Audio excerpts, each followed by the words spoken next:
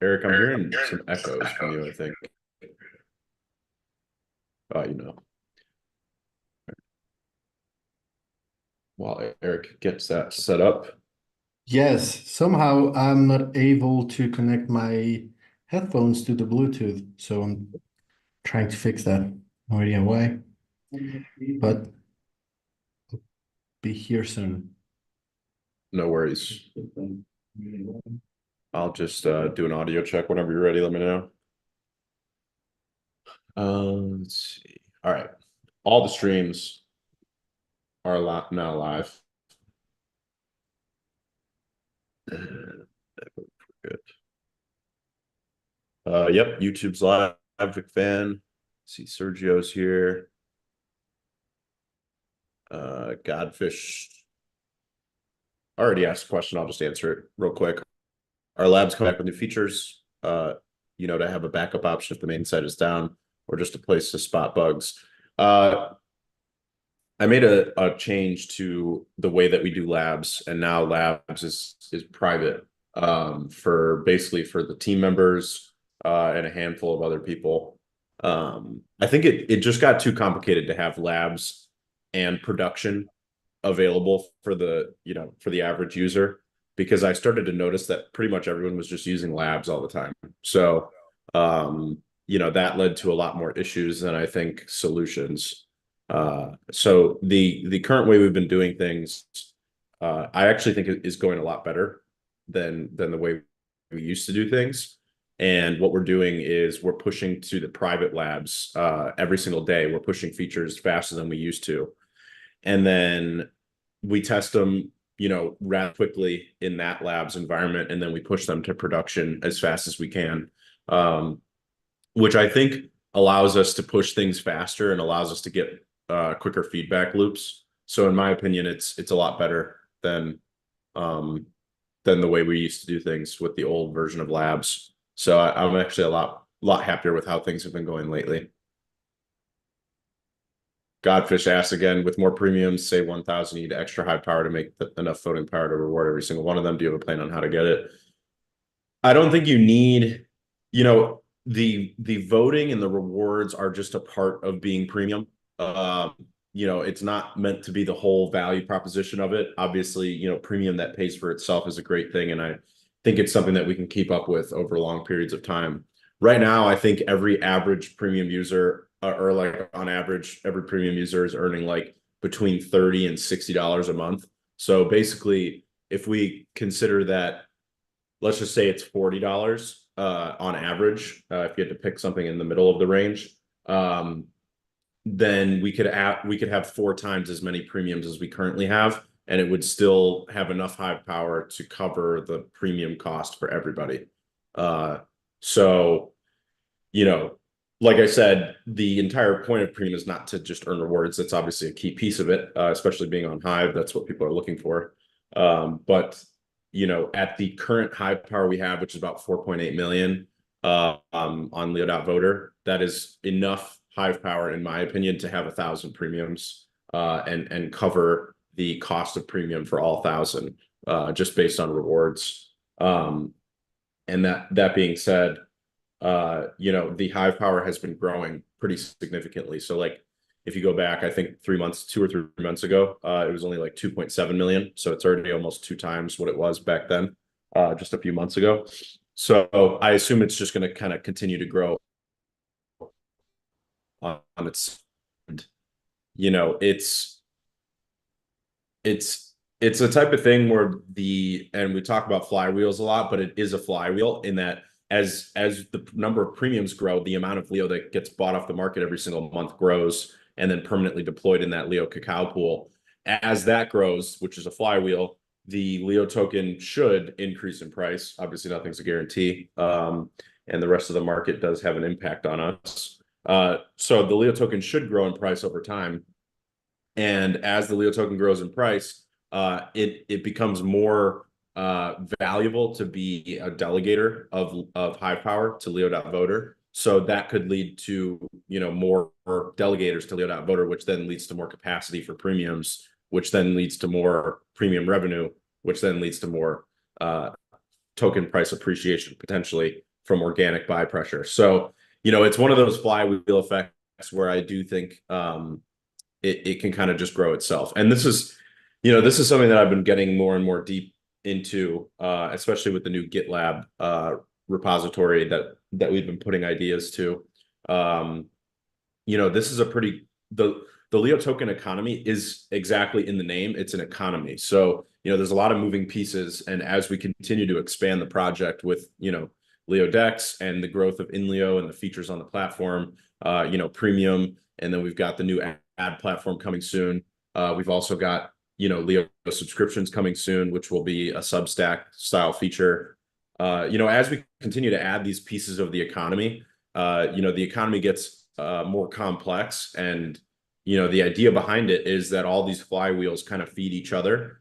And Leo is built around this idea of sustainable revenue and revenue, buying into the protocol over time and deploying permanent liquidity. So I think that's a really incredible thing, if we pull it off. Obviously, it's not easy and success is not guaranteed. To take a famous line from Elon that I love, it is success is not guaranteed, but entertainment is. So I think that's kind of the path that we're on. There's going to be a lot of iterations that come. So, I was talking with Taskmaster on Threads recently that, I'm not going anywhere anytime soon. I will most likely be building LeoVerse adjacent things until the day I die, which at the current ripe age of 26, hopefully is a long time from now. So iterations and feedback loops are what I like to build based off of. So we'll just kind of keep pushing on these flywheels, and keep building the economy behind the Leo token. I do think that we're onto something pretty incredible, especially since the start of this year with premium and Leo Dex. I think we've built some really, really interesting flywheels that are actually starting to gain some adoption. So streaming swaps are coming to Maya this week, according to their team. And with that, I think we'll see a pretty rapid rise in the trading volume on Leo Dex. I see Eric's just having issues with the spaces, but we'll get him in here. So with streaming swaps on the way, I think Leo Dex's adoption is going to grow. We've also been adding a ton of features to Leo Dex. So if you guys haven't been there for a while, I would recommend checking it out. Eric, I don't see you. I see that you said in the threadcast to accept you as a speaker, but I don't even see you in the audience. You're not listed anywhere in the space. And I'm looking on desktop and mobile. I don't see you. Maybe close the app completely and then try again. Try joining again. Oh, now I see you. I'm gonna add you as a co-host. Maybe that'll make it better than being a speaker. So yeah, I think with with streaming swaps on the way and the features that we're adding to Leo Dex, and like I was saying, if you haven't gone to Leo Dex recently, I would definitely recommend going to it. We've added a ton of features lately, including one thing that I think gives us all kind of a goal to work towards, which is a trading fee goal each month. So we're calling that deployment. So we added this dynamic island at the bottom of Leo Dex, and if you click on it, it has different features inside of it. One of them is a network status, so it shows you if anything's down, any blockchains are down on the Maya protocol rails.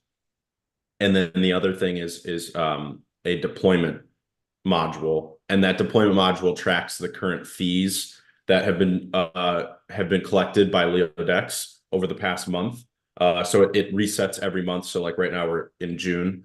And we can manually set goals for those fees. So like I started it out at $500 a month is the goal. And then, the goal will be to the goal is to raise the goal every month by a percentage and just kind of keep growing.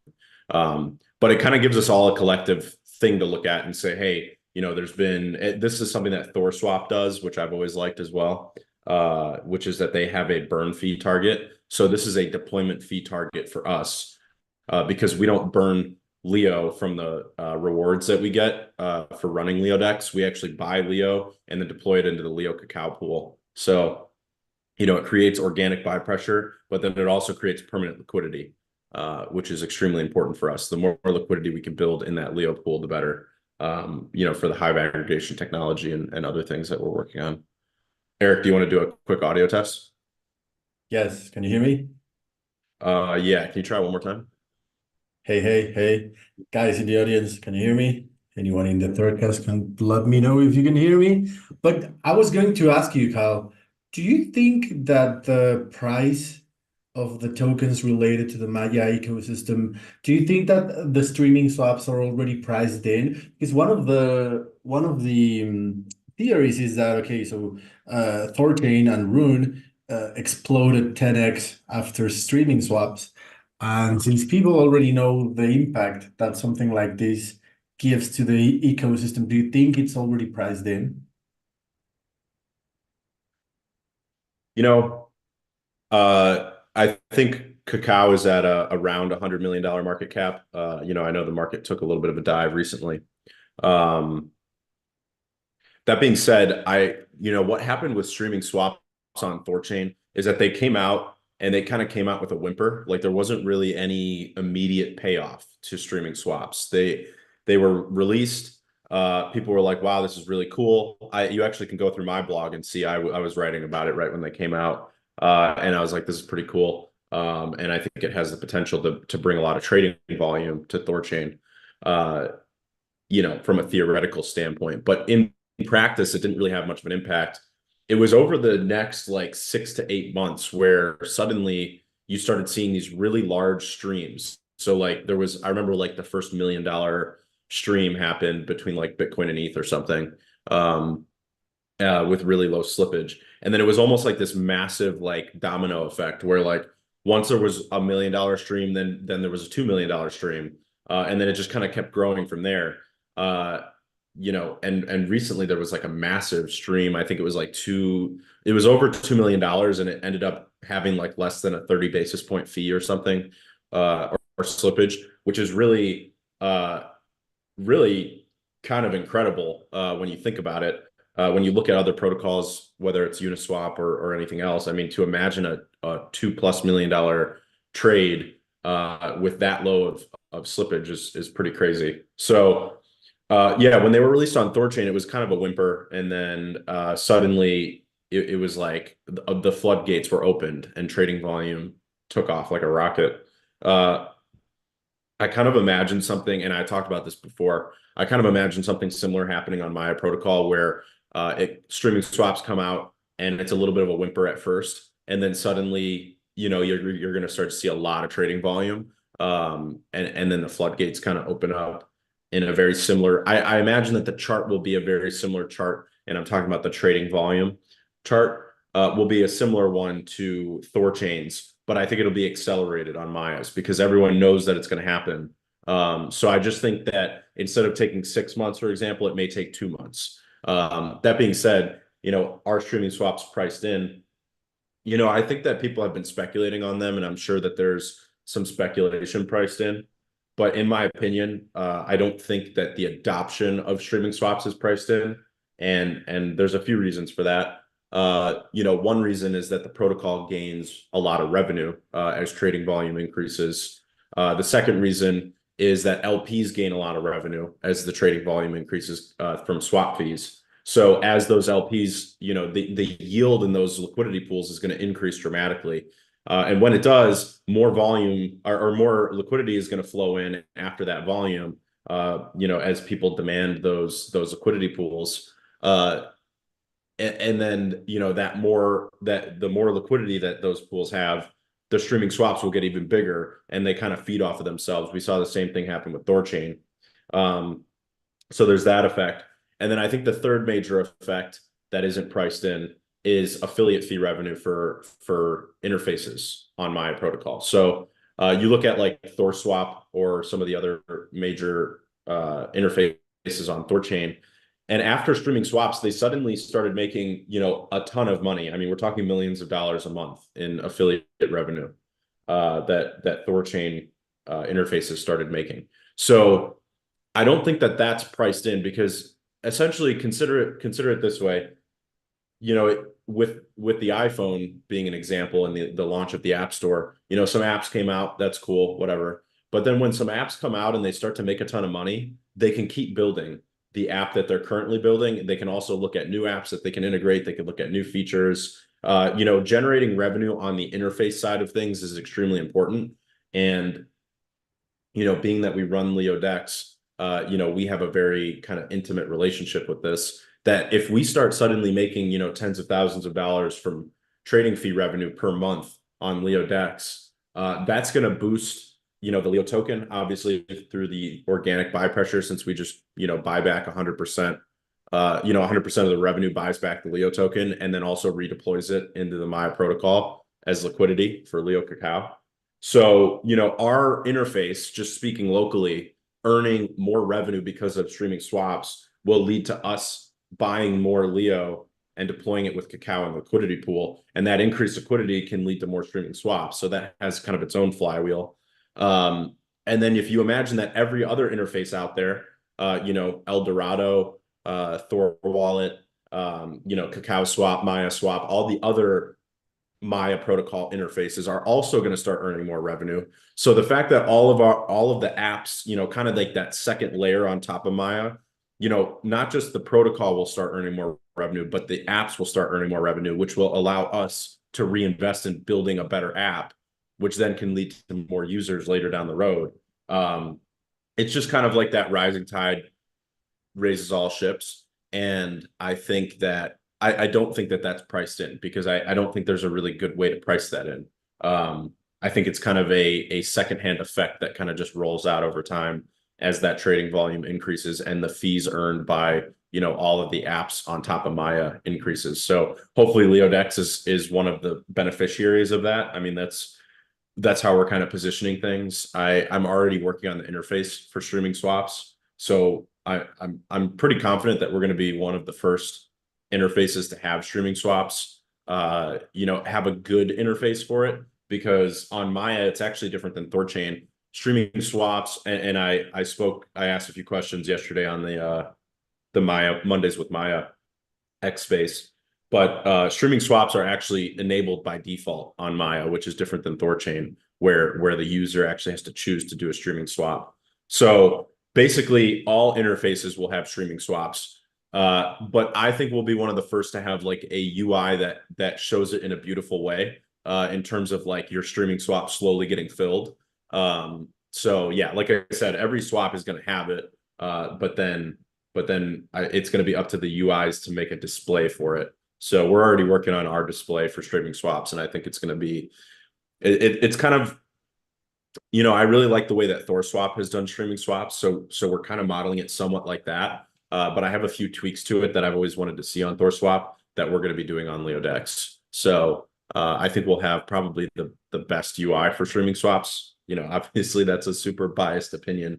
I'm not going to build something unless I think it's the best that we can do. So I'm pretty happy about that. I'm pretty excited. LeoDex has done like $87,000 in trading volume so far, which obviously is pretty tiny, but it is growing over time. We have been seeing it grow, and we're adding, like I said earlier in this episode, we're adding a lot of new features, and it's constantly improving. So the stability, the feature set are all improving on LeoDex. And with streaming swaps, I would really like to see a 10x in volume for us.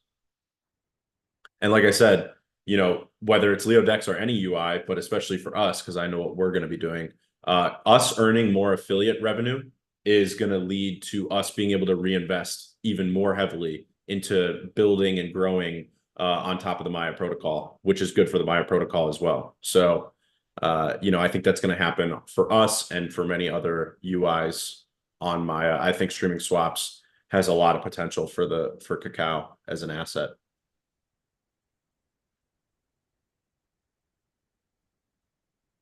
Yes, definitely. And that's exactly why I wanted to bring out this question, because So a few days ago, I saw a couple of other interfaces in Maya saying, "Hey, we're more than ready to support streaming swaps," and it's a big phenomenon right now.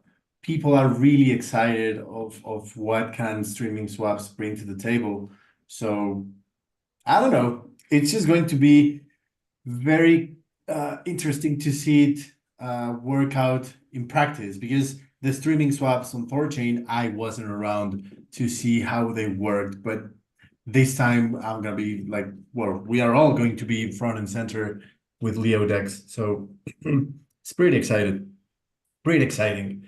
Um, but yeah, personally, I don't think it's the streaming swaps are priced in, but I do think that the strength in price of cacao as of late, I think they have they went down around 35% compared to other altcoins that went down 50, 60, 70%. I do think that this price action is mainly because of the incredible roadmap that Maya has. And I mean, by default, the incredible future that Leo has in the side of the DEX part, in the side of the DEX of the LeoVerse. So yeah, I'm checking right now the threadcast, and pretty much everyone in the threadcast thinks that the streaming swaps are going to be positive for the environment, for the ecosystem. And this brings out another question, Carl. Are we, like you just mentioned this to me in private, but maybe you want to tell people a little bit about it, like how streaming swaps work and how arbitrage plays a key part on having the price of Leo constantly be updated so that people can do a lot of volume with a not so deep liquidity? Yeah, yeah, streaming swaps are really, this fascinating innovation that Thorchain kind of led the charge on. And then obviously Maya is about to release them, in their with their own little twists as well. So fundamentally the basic way a streaming swap works is it is just taking it's actually really simple, which makes it even more fascinating to me how profound of an impact it has had on Thorchain, because it is actually really simple. What it's doing is, let's say that you want to swap, a large swap. So let's say you want to do $100,000 in one swap, which does actually happen quite frequently. And actually, I was reading recently the Chainflip founder released he called it a manifesto on how they're aiming to get to $100 million a day in trading volume on Chainflip. And one thing he talked about is that the majority of trading volume actually comes from large traders, which may seem intuitive, but it is a good observation that the majority of the trading volume that you see on a protocol like Chainflip or Maya or Thorchain is actually from the whales. They're the ones that are kind of driving things. So streaming swaps is a feature that is directly targeted at whales and making their life better. So what it's doing is, let's say you've got $100,000 swap. The you know the protocol and the interface that you're on will basically break up your swap into many different sub swaps, so smaller swaps of the 100,000. So just for simple math, let's just say that the protocol reads back that the most optimal stream will be 100 swaps for $1,000 each, and that's how it breaks down your $100,000 swap into sub swaps. So your $100,000 swap becomes 100 sub swaps for $1,000 each. And this is something that you could do manually. That being said, if you did it manually, let's say with the Ethereum blockchain, and the average gas fee per trade is like $6, or let's just say it's $10, then if you broke it down into 100 sub swaps, now you're going to pay 100 times gas fees. So you're paying 100 times $10, which would be $1,000 in gas fees. So with a streaming swap, the cool thing is that it actually sends one transaction. So you pay one gas fee, but it still breaks it into the 100 sub swaps. So that's like the kind of the first piece of it, is that you're saving on gas fees. The second piece of it is that with each sub swap, every in between each swap, the protocol is actually allowing for a delay so that arbitrageurs can arbitrage the pools back to equilibrium in between each sub swap. So essentially, you've got 100 swaps from this whale, let's just say, and every sub swap for $1,000, it trades $1,000. Then it allows a little bit of time, let's say 2 minutes in between each sub swap, for an arbitrager to come in and rebalance the pools. Then it does the second sub swap. Then it allows a little time for the arbitrageurs to reset the pools, and then it does the next sub swap, and it just keeps doing that. And it won't swap the sub swaps until it can get the price execution that it promised you. So what it's essentially doing is it's just breaking it up into smaller sub swaps and allowing arbitrageurs to rebalance the pool in real time. And the purpose of that is to get better price execution on that $100,000 swap. So if you have a pool with, let's just say $1 million in it, and this person comes in and they want to trade $100,000 in that pool, if they do one swap, that slippage will be north of 10 or 15%, right? But if they do 100 sub swaps and allow arbitrageurs to rebalance the pool as they do those swaps, a $1,000 swap has maybe 0.2% slippage. It's like it's a very small slippage on $1 million pool. So it's allowing that big swap to be broken into many smaller swaps, and then it's allowing that pool to rebalance in between each swap so that you don't actually need, because like you could replicate that and say, well, I want to do a $100,000 swap, but there is no streaming swaps. To get the same slippage, you'll actually have to you would need 100 times larger pool. So it actually makes the efficiency of the capital 100 times better in my example that I just gave.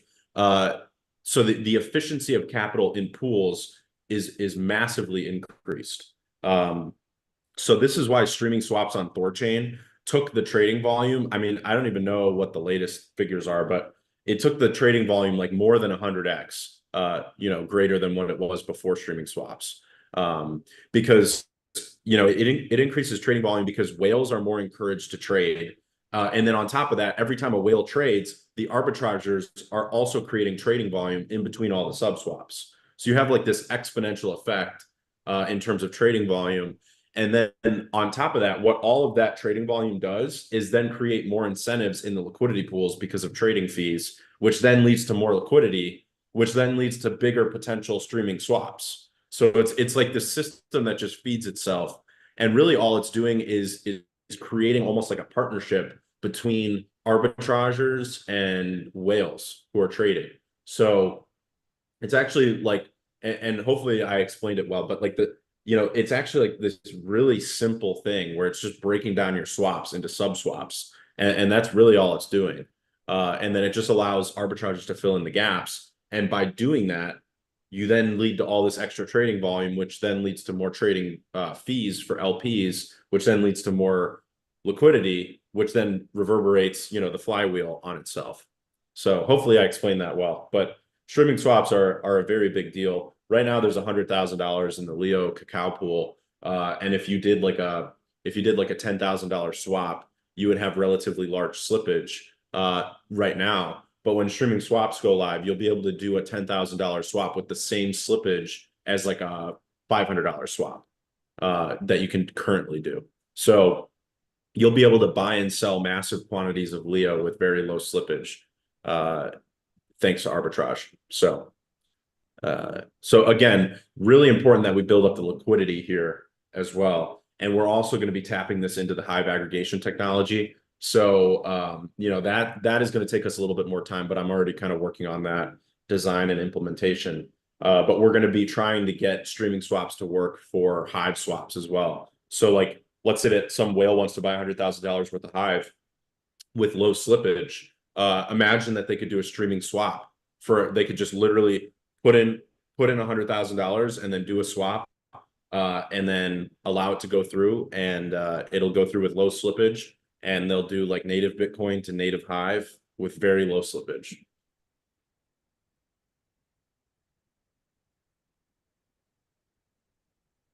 Yeah, and that's exactly what is going to help us as a protocol, as LeoDex. It's going to be pretty simple to allow people that, for example, a few weeks ago Eric, you're really they quiet were. on spaces. Not sure Oh, if that's for other people too. ah, okay.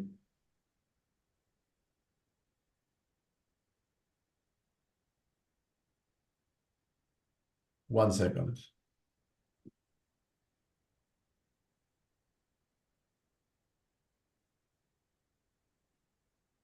Uh,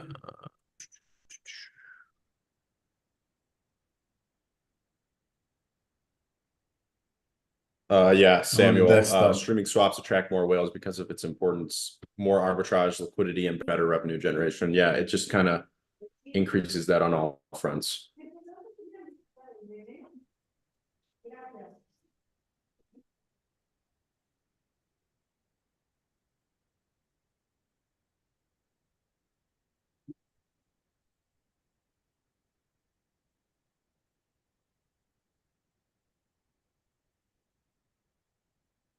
Our boat here dropped out of the space.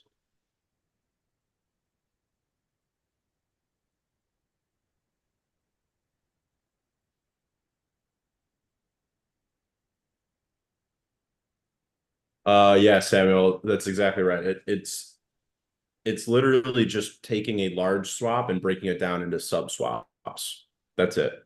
But the result of doing that is that you allow arbitrageurs to fill in the block space in between those sub swaps. And by doing that, you get better price execution for whales who are trading, which then obviously just leads to more volume in general, which is why I think it does take time to see the actual resulting impact of streaming swaps. Because it's like right now, whales have probably sniffed at the my protocol and looked around and looked at how much they could swap with low slippage. And they've probably realized that there hasn't, it's not super high. Like you can't do massive swaps like you can on Thorchain. So there's probably a lot of whales out there who have looked at, the Maya pools and decided that it's not big enough for them to trade. But eventually they come back and they'll realize that streaming swaps are there, and then they'll do a price quote, and then they'll see, I can do $1 million Bitcoin swap, even though there's only $5 million in the Bitcoin cacao pool, and do it with low slippage. And then you'll slowly start to see that volume just kind of spike up. Check, check. Oh yeah, now you're loud and clear. Nice. So yes, and the way they modeled the it's a symbiotic relationship between Thorchain and Maya, because yes, as you mentioned, the whales are closely looking at how Maya works and how much they can get away with swapping without getting a ton of slippage. And the thing is that the blockchains that Thorchain supports are not the same as the ones that Maya supports. So there's no cannibalization at all. And the like if you said, okay, yeah, so these Bitcoin whales are not going to use Maya because they already have Thorchain, that's not the case, because the blockchains that Maya has are completely different than the blockchains that Thorchain has. Of course, you have Bitcoin and Ethereum as the base support, but also I think that streaming swaps are going to now be able to go through two routes of streaming swaps by when exchanging Bitcoin, say for Ethereum, and then maybe they can use a part of those funds to swap using Rune as the intermediary, and some others can use Cacao as an intermediary. And since there's going to be the aggregation between Rune and Cacao very soon, this playing around between protocols is going to be, if not free, very cheap. Yeah, it's going to lead to a massive spike in volume, in my opinion. And it may not, like I said, it may not happen all at once, but it will come, to the whole protocol in general. And like I said, we're going to be really focused on getting, our share of that increased trading volume on LeoDex, which is going to lead to a lot more Leo getting bought and pooled permanently in the Leo Cacao pool. So, and like I said, as that pool grows, then the Hive aggregated swaps potential grows. And my goal by the end of 2025 is to capture 10% of centralized trading volume for Hive. And that doesn't include HBD and Hive L2 asset and any other assets that we list in the future on the Hive side of things. But just in terms of Hive, the Hive token, my goal is to get 10% by the end of 2025, which would be roughly about $10 million per month in trading volume just on Hive alone. So and Hive aggregated swaps actually generate two different fees for the Leo token economy. There's one fee on the bridging side from Leo Hive to Leo Arbitrum, so it collects a fee there, and then it also collects a fee on the affiliate side of Maya. So there's two fees on every Hive swap, and the Leo token economy absorbs both of those and deploys them in permanent liquidity pools. So it's which then again leads to more potential swaps. So it's like I said, I think Leo's chart for trading volume on the Hive aggregator is actually going to be very similar to the Thorchain Maya streaming swaps volume chart. It's going to be kind of nothing for a while, and then suddenly you're going to see it just start to climb, and then as it climbs, it'll just compound on itself.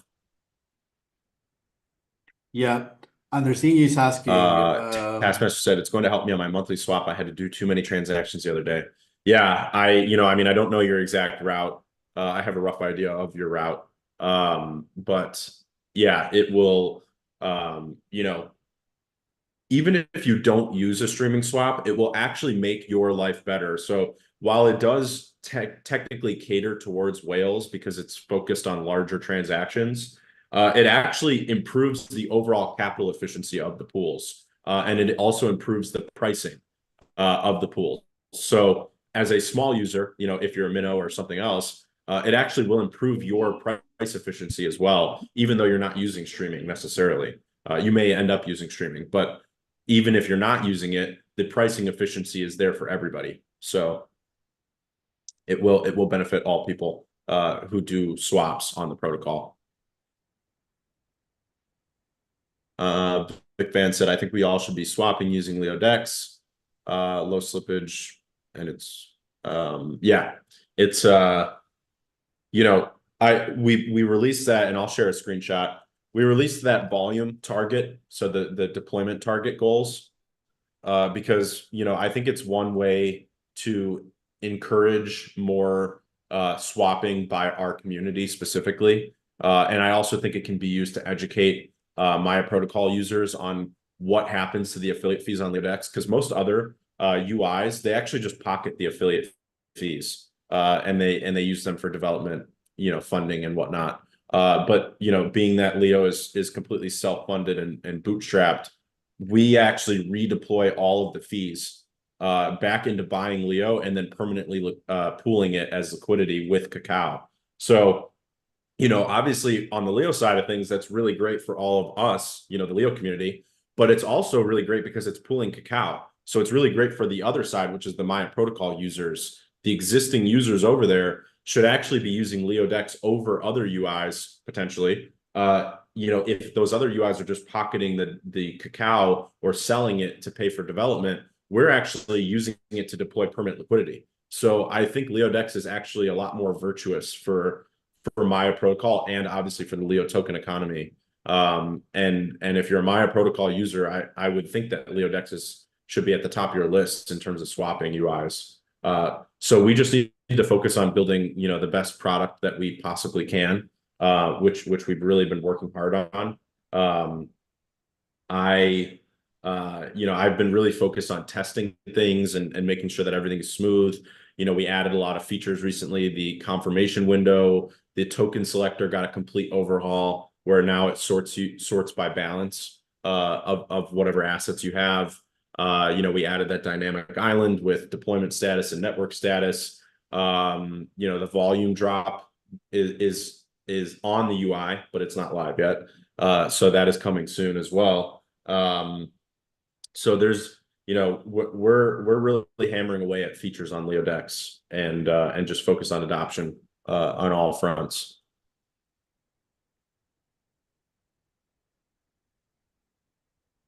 Senor Coconut is asking, how do you take your ARB-Leo back on the Hive blockchain? Well, you just Senor basically have to Coconut said, use. how do you get your Arbleo back on the Hive blockchain?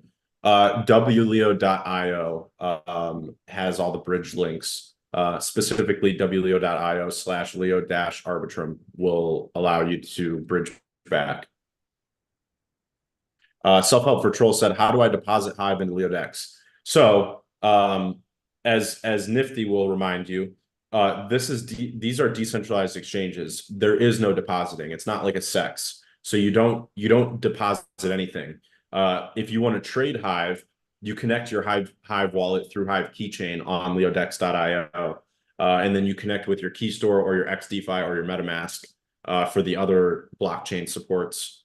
So you connect those two things, and then you select Hive in the input, and you select whatever asset you want to go to in the output. And I'm speaking because you said deposit Hive, so I'm assuming that you want to sell Hive, swap it into something else. So you do the top input would be Hive, the bottom would be whatever you want to go to. Let's just say you want to go to Bitcoin, or let's say you want to Rune, for example. So you would select that as your input output, select how much Hive you want to do, and then hit swap. And then we've built this really nice aggregation window that walks you through every single step by step, as it swaps. And it automatically does everything for you. All you have to do is hit confirm on Hive keychain. So it'll ask you to confirm like 3 transactions on Hive keychain. So you just do confirm, confirm, confirm. It takes you through all the steps. And then once it gets to the Arbitrum side of things, you have to, if you're using XDeFi or MetaMask, you'll have to confirm again for that, for the Arbitrum transaction. If you're using Keystore, then it automatically confirms it. And then it'll take about, I don't know, 5 to 10 minutes, depending on whatever output asset you've chosen. So and that's literally it. You just hit confirm wherever it asks you to, and then it just does everything else for you. And I think, one of the underappreciated aspects of this is that for anyone that isn't familiar with Hive, that is a potential user of this, let's say that they created, a Hive account and then they try doing a Hive swap, they'll actually see that on the Maya side of things, as they're doing transactions, it'll be really slow because it takes like 5 minutes, which actually is pretty fast, relatively speaking in the crypto space. But on the Hive side of things, everything happens in seconds because Hive is so fast. So it actually is kind of like built-in marketing for the Hive ecosystem by being really fast and really amazing. So, it gives you a nice comparison and contrast when you're using Hive next to these other blockchains. Yeah, but I mean, it's always going to be a slow process when you are having 2 or 3 blockchains to interact with each other and to have an output. I actually think that, for example, when I remove liquidity from Cacao and Leo, I have to wait like 1 minute to see the tokens in my wallet. So I don't think that that's a lot. And yes, of course, Hive might have spoiled us in terms of speed. But I mean, if you go out to the world and see how fast or slow blockchains are in reality, you'll see that Maya with Cacao is actually pretty fast. Andersinho is asking, did you see the screen recording I did of the bug where you get random words at start of? Oh, yeah, we saw them. Thank you very much for sharing this. This is actually very important. If you send this on Discord, that's fine, but you can also make a thread with the hashtag feedback, and the devs are actually you are usually browsing that tag and Cal as well, so they will definitely see it. Um,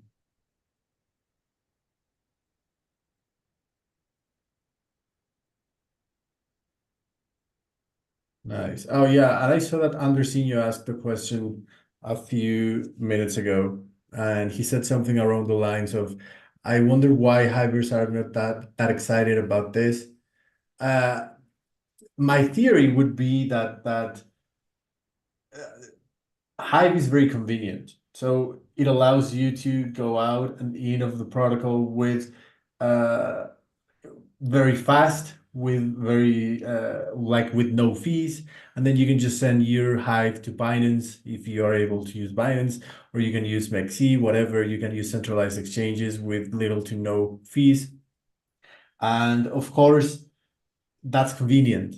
But if you think about how the standards and the ideals of Hive are about decentralization, about not having middlemen, about sticking to what really is important in cryptocurrency, I do think that once more people realize what LeoDex offers, they will either have to adopt LeoDex, even if it means paying out 0.5 uh, uh, fee in terms of affiliate fees, swap fees, slippage, whatever, all of that, or they will have to face me calling them hypocrites because they might want like decentralization and no middleman and blah blah blah on one side, but on the other hand, they rather use Binance instead of Leodex. So yeah, that would be Yeah. hypocritical. But that's not a team point of view. That's my point of view. Okay. Yeah, it's and one thing I've been saying very frequently is that I think the very least you could do is to quote your swap and look at a centralized exchange side by side. I think that would be like the bare minimum of what you should do if you believe in decentralization on any level.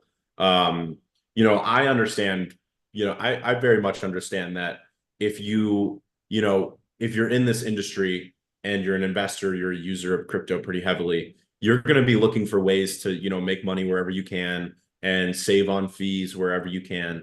So I am understanding of the idea that people want to save on fees and want to use whatever has the lowest fees, in order to conduct their trades and whatnot. That being said, I think, and for those people who just want to maximize, profits and maximize, efficiency, like I said, quote it side by side because very frequently I would say at the very least, 20% of the time, using LeoDex is actually cheaper than using centralized exchanges. And the reason why is because we actually have built in arbitrage to the Hive aggregation technology.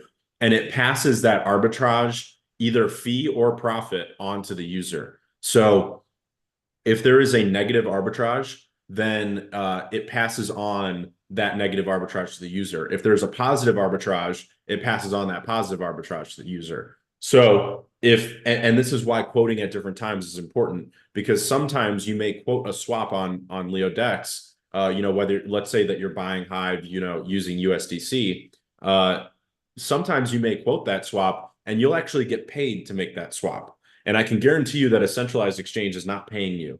They're charging you some small fee for doing your trades on that centralized exchange. LeoDex will actually pay you to make the swap sometimes. So like I said, I think from my personal subjective experience, I haven't put any data to this. It's about 20% of the time that I quote a swap and I will actually get paid to make that swap, and pay zero fees and actually earn money for making, that swap. Like the other day I did one, it was like a $300 swap and I got paid like $17 in extra Hive.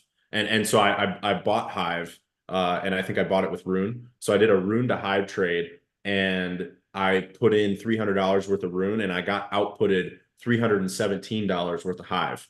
So I got an extra $17 worth of Hive, and paid obviously no fees. So it's a self-balancing system, and if it goes out of balance, it will either charge the user or pass on profits to the user, in order to rebalance itself. So it's actually a really interesting mechanism that we've built into the Hive aggregation technology. And as the trading volume grows, as more people use it, those arbitrage imbalances will continue, and they'll change more. I guess what would be the word? They would change more rapidly, so that every time you quote it, you'll get a different quote. And I think that that's actually a generally positive thing, because again, it balances itself back out. And then when streaming swaps are released, it will be that much more efficient. So again, it's just like for the bare minimum user, I would say at least quote your swap on LeoDex, in addition to looking at a centralized exchange. And know that if your fees and slippage are less than probably 0.5% on LeoDex, it's probably more efficient and faster to use LeoDex versus the centralized exchange. And then if you are a proponent of decentralization, and I always say decentralization is a spectrum. So I also think the users of decentralization are a spectrum. Somehow my screen just got really dark when I did that. Yeah. That's really funny. It must be some effect on Zoom. So I don't know. That's so weird. Anyways, um, so I'm losing my train of thought. So if projects live on a spectrum of decentralization, but users do as well. So, some of us believe very, very, fervently about decentralization, and you would live at the end of the spectrum, where you may be willing to pay up to 5 or 10% in fees just to be decentralized and avoid centralization. And then I would say there's a whole spectrum of people in between that and what I just described as being the people who look for the most price efficiency and are kind of centralization agnostic. So you can live anywhere on that spectrum, and I think that LeoDex can service you at various points. And it just depends, like I said, on the quoting mechanisms. So, I would say at the very least, you should just be quoting it side by side with a centralized exchange, depending on how decentralized of a proponent you are. But Hive is one of the most decentralized blockchains in the space. I've said that for a long time. I think it's second only to a handful of other blockchains, if even that many. Like there's Bitcoin and there's Hive. Like it's there aren't that many fully decentralized blockchains out there. But I do think that Hive is one of the top tier in terms of, like I said, on that spectrum of decentralization. But that being said, the trading volume of Hive as an asset is almost entirely centralized. It's like 99.5% centralized in terms of trading volume. So my goal by the end of next year, 2025, is to get 10% of that centralized trading volume away from Binance, because it is primarily Binance, and move it to decentralized exchanges like Maya Protocol. And using the LeoDex interface and the Hive aggregator that we built is the path to get there. So, my goal, and this has been my goal for years now, is to decentralize the trading volume of Hive, because I think Hive is one of the most decentralized blockchains out there. But I think one of the number one threats for Hive is how centralized the trading volume is, because all it takes is Binance delisting Hive, for example, for a lot of us to no longer have access to trading Hive. I know many people on Hive who are, in the US or in certain jurisdictions where they can't access Binance, and they use something called MEXC and various other centralized exchanges. And, there used to be another one, what was it called? Mandala used to be another exchange that a lot of people could use. Mandala went out, they added KYC, and MEXC over the past couple months has started putting out notices for KYC as well. So, the options for trading Hive are continuing to dwindle. And my goal is just to make another option available. I'm not saying that 100% of trading volume needs to come from Binance and move to LeoDex. But I am saying that LeoDex needs to be another option. I think another, great person out there in the space is Brian of London. He's building Hive and Bitcoin Lightning rails. And again, that's another option. And I think it's extremely important that we have as many options as possible. I got into the Bitcoin space, like, I think almost 9 years ago at this point. And the whole purpose of this industry is to create more optionality and more freedom. And I'm all for that. And that is what I've been trying to build as well, is more optionality and more freedom for Hive users. So again, Brian of London is one person out there doing that. LeoDex is another option out there. And the more options, the better.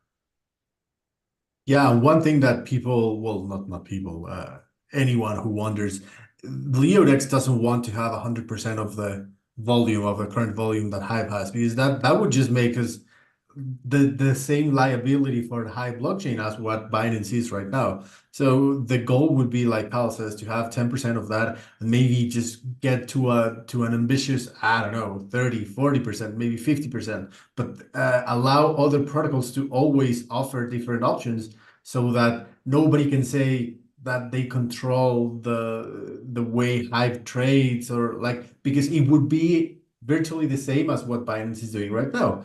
That if, as Carl said, if they control the listing and one day they decide, oh, we no longer want to trade Hive because the fees are, or the volume is not enough, then all of us is screwed, and no one can, like, if we don't, like, it's like the like what Iron Man said, we have to be the pre-Avengers, not the Avengers. We have to prevent Binance delisting Hive and have something in store for when that happens, because at one point it will happen. So we just gotta be ready.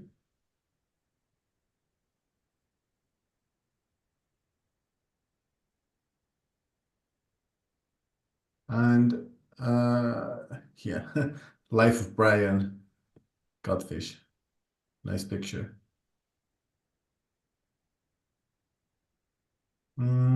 Self-help for trolls. I figured out how to get some gas in my leaded wallet. Not sure it's enough though. If you actually want to get some ETH on Arbitrum to pay for the fees, you can just use the faucet, the built-in faucet that we have on LeoDex. You just send it Leo tokens on the Hive blockchain, and you receive Ethereum tokens on the Arbitrum blockchain. Yeah, like just $5, so that you can do any swaps forever. Because I think that swaps are like 0.1 cent or something like that. So it's gonna be enough. Mm.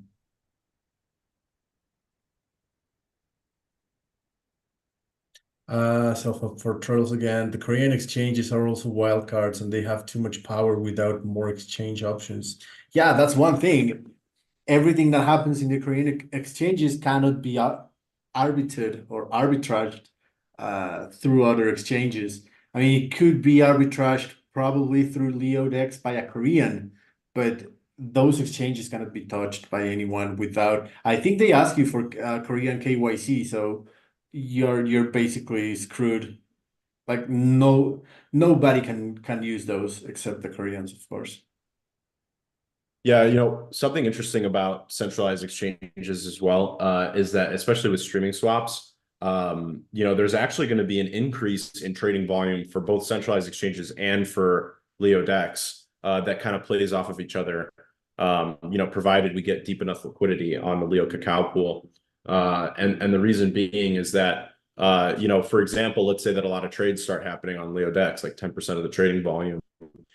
Suddenly, to rebalance the price of Hive, one way to acquire Hive or sell Hive is going to be through LeoDex. So you'll be able to, for example, on these gate-kept trading exchanges like Upbit and the Korean exchanges, you know, let's say that they start trading Hive at a premium.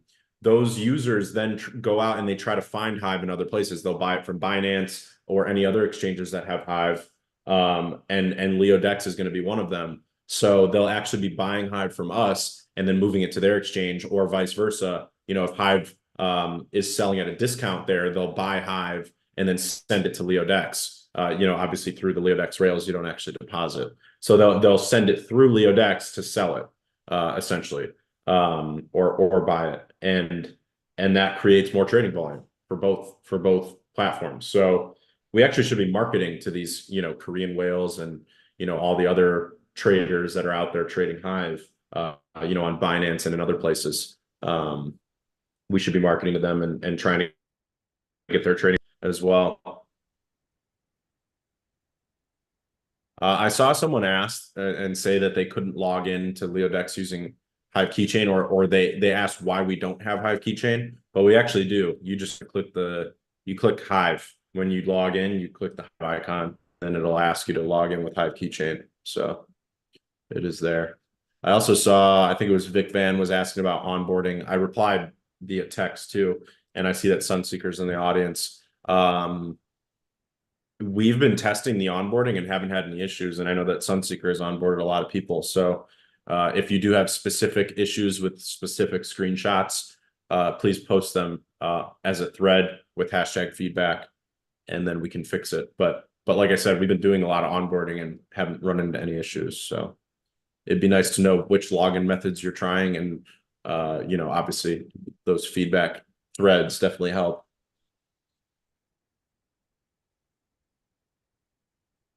Big Bad is saying, Wise I think Agent maybe. said Go ahead, go ahead. LeoDex is amazing, but Binance's usability is even better. I actually disagree. First of all, as you know, being in my jurisdiction, I can't even access Binance, so its usability is non-existent.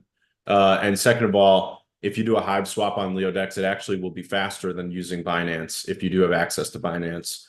So the speed on LeoDex is actually faster. The difference, I think, is the front end and the price efficiency of swaps. So, like I said, sometimes the swaps have better price efficiency, and sometimes they don't. So you got to quote both to if you're looking for price efficiency. And then on the front end part of things, it's a new front end for people to have to learn. So that is the kind of barrier to entry, because it's not that centralized exchanges like Binance are super easy to use. It's that we're all familiar with them. So they all look the same. They all feel the same. They all have the same order book, The model. keywords. Exactly. Same keywords, same placement of, icons and whatnot. So from a usability standpoint, it's just because you're familiar with it. So, I do think that there's a little bit of a barrier to entry in terms of getting people familiar with decentralized exchanges, but there is a growing population out there of people who've used Uniswap, who've used ThorSwap, who've used many other decentralized exchanges, and they are getting familiar with how it works. And there's a growing user base out there. So, it's all about user friendliness and familiarity at the end of the day. Yeah, it is like how when I used to work at Walmart, the way that we designed the stores was specifically so that customers would feel like they are in the same store no matter where in the country. So it's the same here. The exchanges use this strategy so that you feel like you know what you're doing and you know where things are and you feel more at home and you make statements like that on a threadcast. That sexes are easier to use, but no, you're actually being psyoped. So don't fall for it. Um, what happens on Hive stays on Hive. I don't know what Morty is referring to, but maybe I don't want to know. And I saw that you are going to a meetup, a Hive meetup on Germany next month or something like that. So uh, might be good, Carl, to have some lions with the t-shirt representing. Probably, I don't know. And there's Yeah, there's gonna be we need some to get people some merch speaking and all going. that. Yeah. Definitely need to get some merch going. Mm. By the way, I don't think I ever said Mitch's merch reminded me of Mitch. Because he's always rocking some Leo merch. He is I think in Boston right now. So the cat is on the road, which usually means that crypto is going up, and it is recovering a little bit today. So hopefully he stays gone for a while and crypto goes up. But that's why he's not here today. Nice. We should send him to travel more frequently.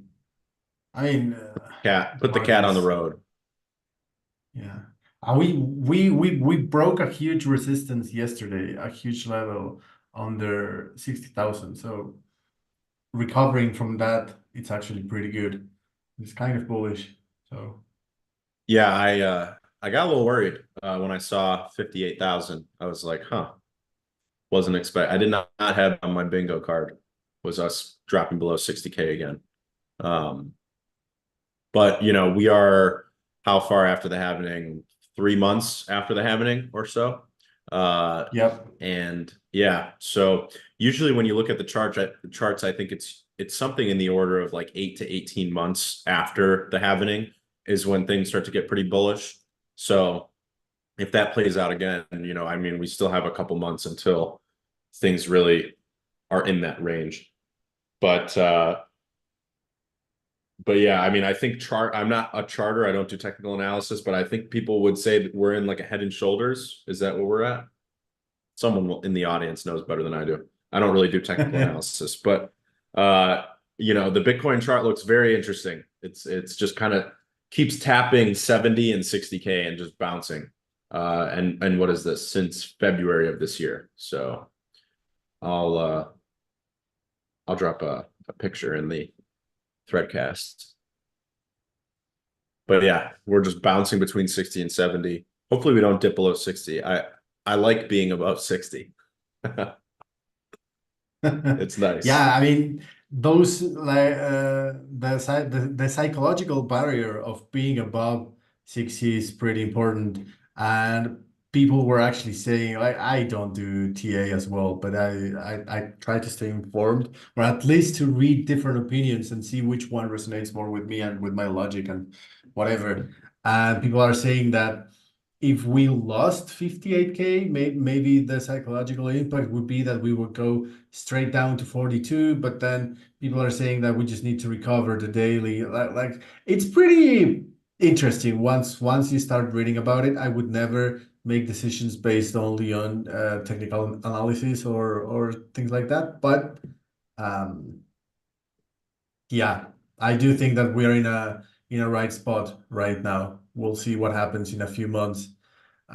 If I would be able to choose or to decide what happens, I would see the summer just chop around, and then in Q4 start the huge um, the aggressive way up.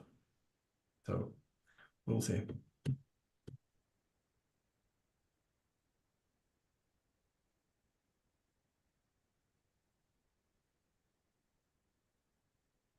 That shirt from Morty, I like it.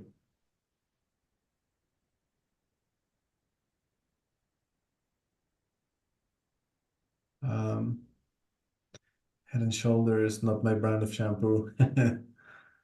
Yeah, I don't know.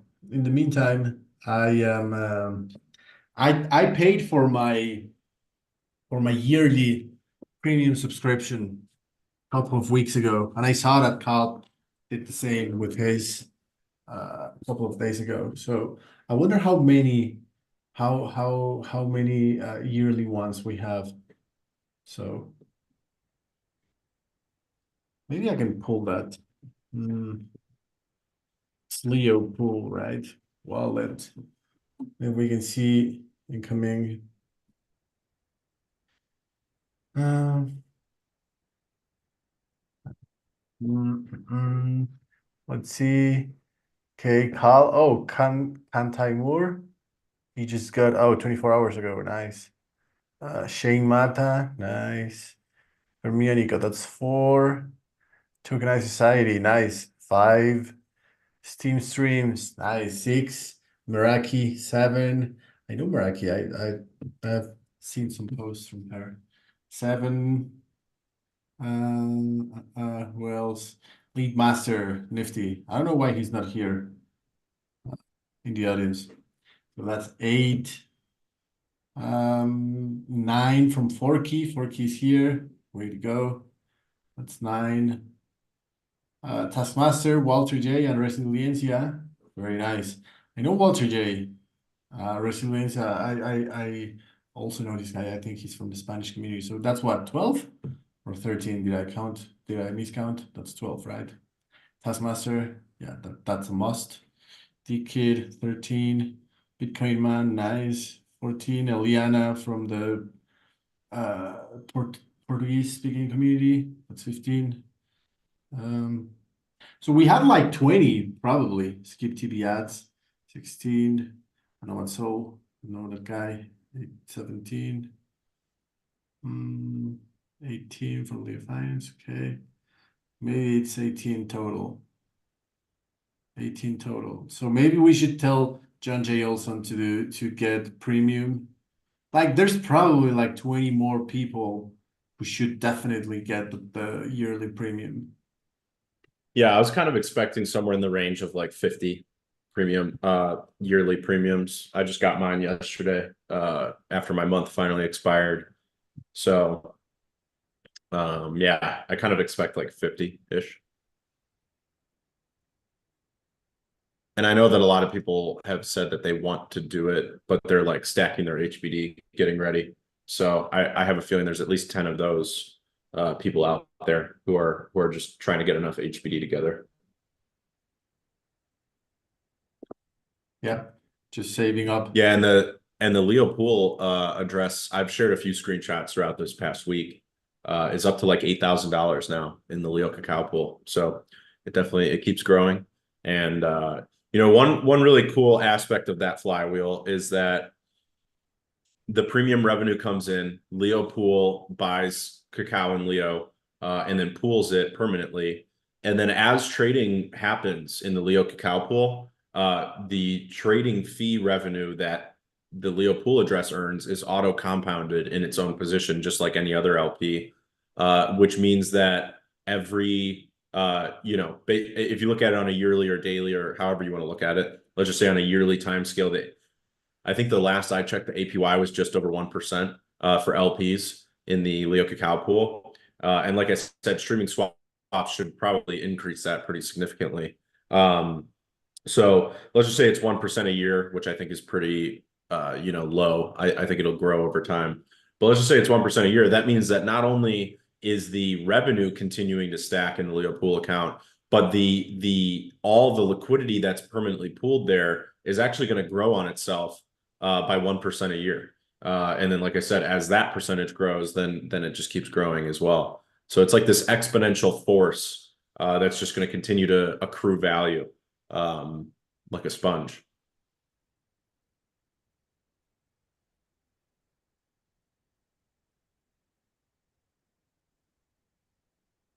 Taskmaster has to do a Hmm. second account for yearly.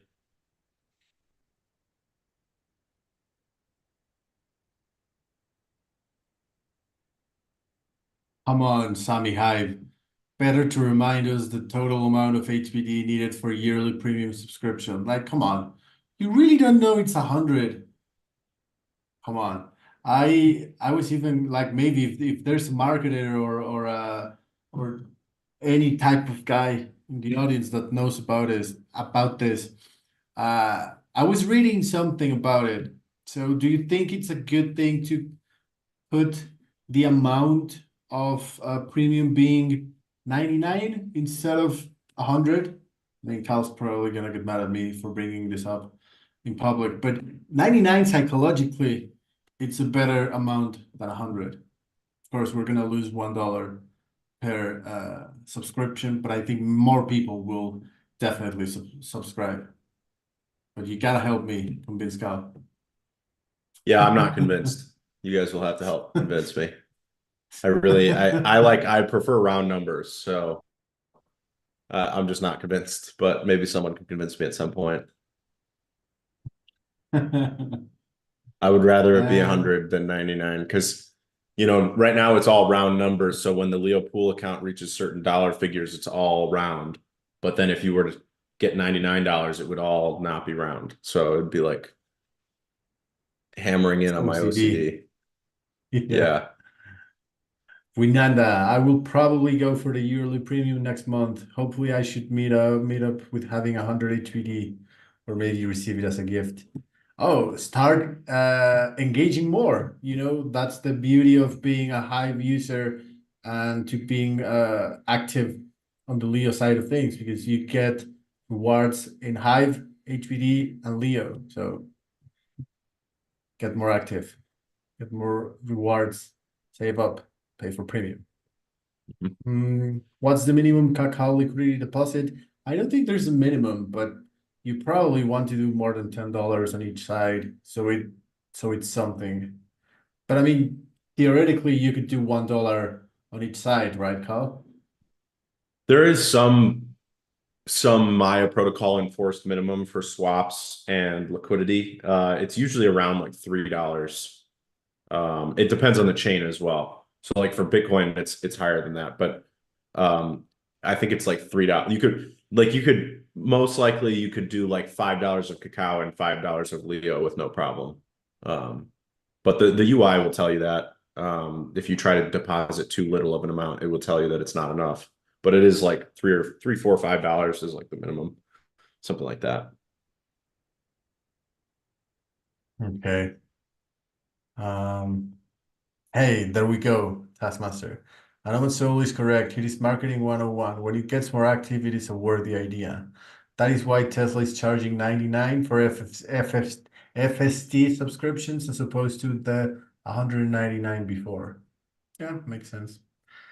Godfish, make it 990 for a 12-year subscription plan then. Yeah, maybe we should have a lifetime subscription option. Yeah. That would be cool. Um,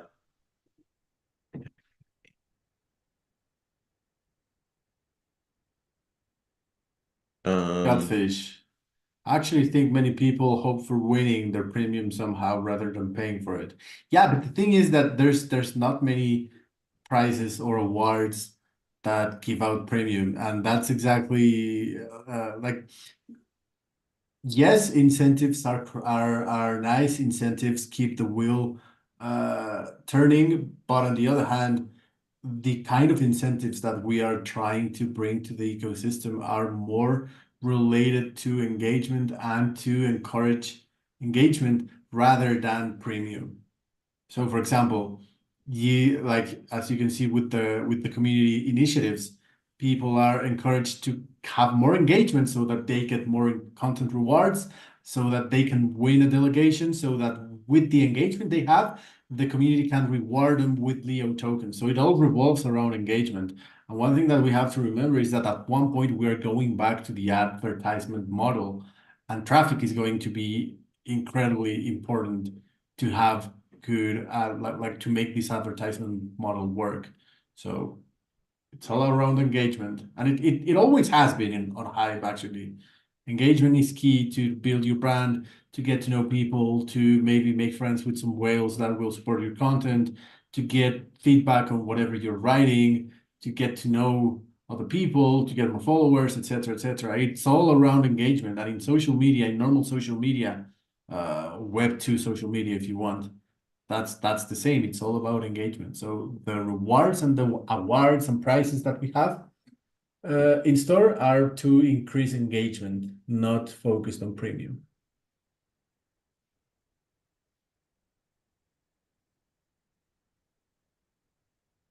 yeah, I saw Taskmaster and Self-Help for Trolls asks about Leo Shorts. I posted a thread earlier today showing a teaser of the 3Speak video uploading on long form.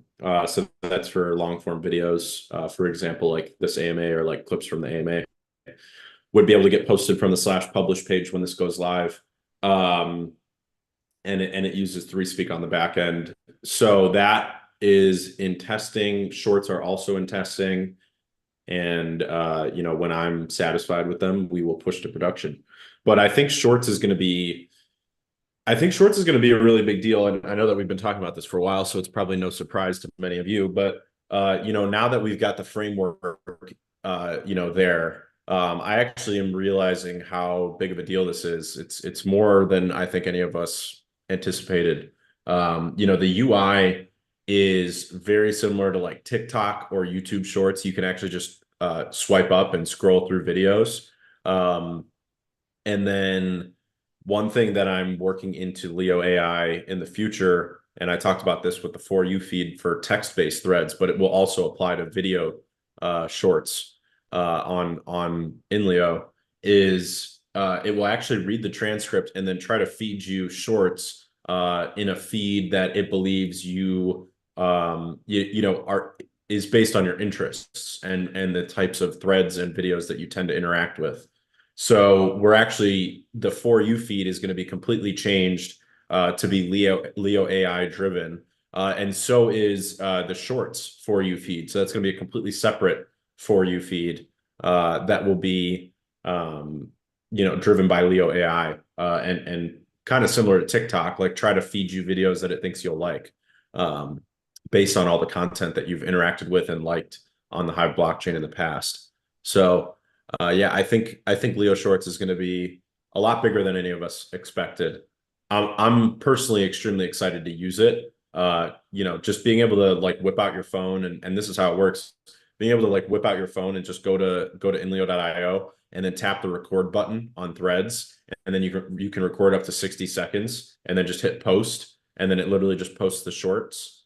It's I mean, it's pretty incredible to use. And like I said, the viewing experience is very good as well. So we're going to need some good creators to come over here, and I'm going to really start hammering the team, Eric, Idios, and Sunsika, to really push and and get some video creators moved over here, because um, I think it's going to be one of the best ways to make content and monetize your content. And yeah, Taskmaster was talking about page views, and I do think Leo Shorts are going to have a pretty profound impact on page views and just overall ad revenue. So when we release the Shorts protocol, and then eventually the new ads protocol, it's going to be a lot of revenue for this ecosystem. So the B2B ads model is much better than the old ad model that we used, which was to use marketplaces like Google AdSense and Coinzilla. That was just very ineffective. They paid us pennies on the dollar for the traffic that we generated. So having a B2B system is just way better.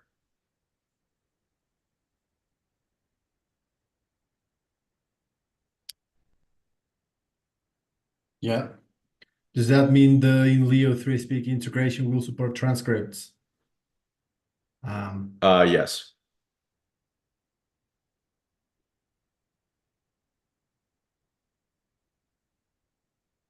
Will Leo Shorts allow us to upload edited videos or only record directly? You can upload pre-recorded videos or record on site.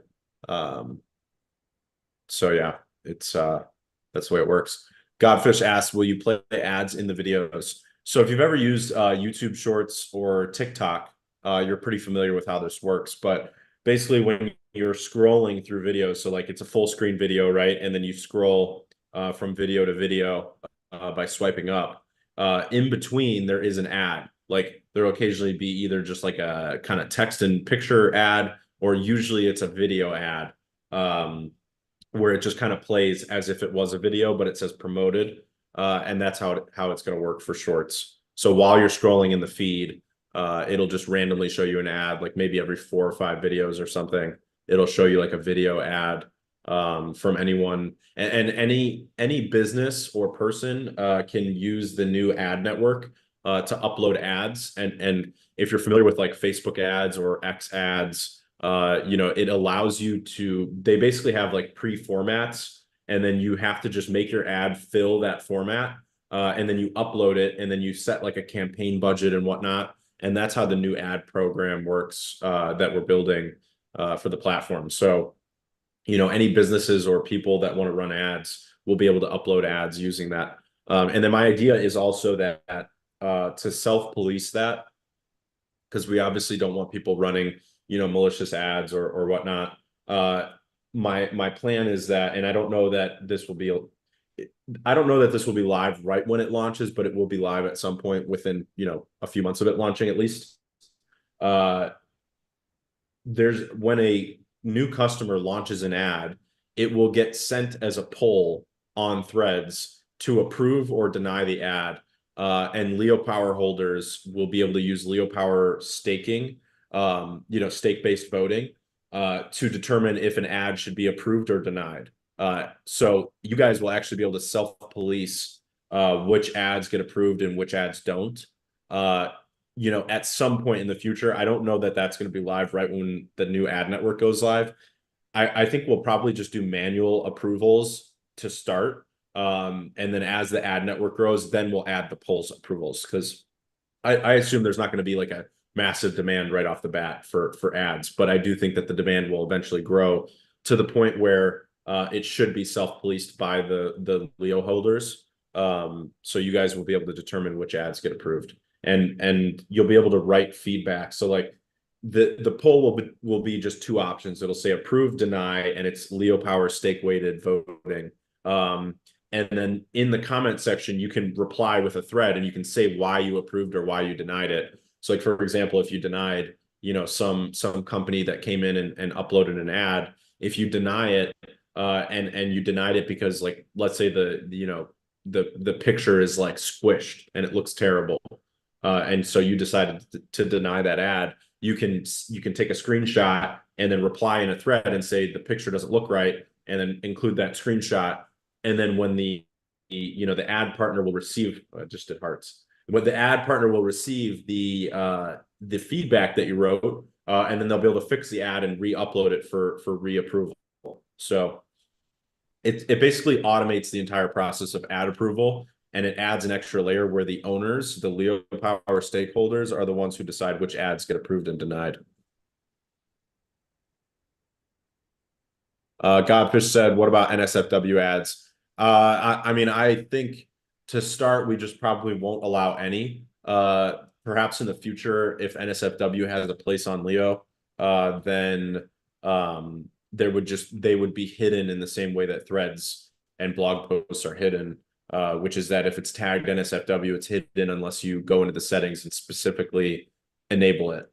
So, but I don't want the platform to become rampant with that stuff. So I don't know how we're going to handle it as of yet, but that's one of those edge cases that we'll see when the time comes.